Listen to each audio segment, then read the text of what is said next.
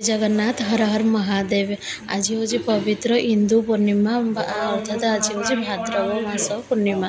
तो आज हूँ भाद्रव मास पूर्णिमा को आम भगवत जन्म पालन करते वासुदेवाय ओम नमो भगवते वासुदेवाय। आज आम घर भगवत जन्म पालन घरे होम कर घरे आम समस्ते आज शुद्ध शाकाहारी खाई माने और एमती भी ग्रहण आज लगुच तो जल्दी आम खाଇବା सारी देलु आज जल्दी जल्दी। तो आज सका भात तरकारी आमती खीरी टी बनाई खीरी अर्पण कराई भगवान को।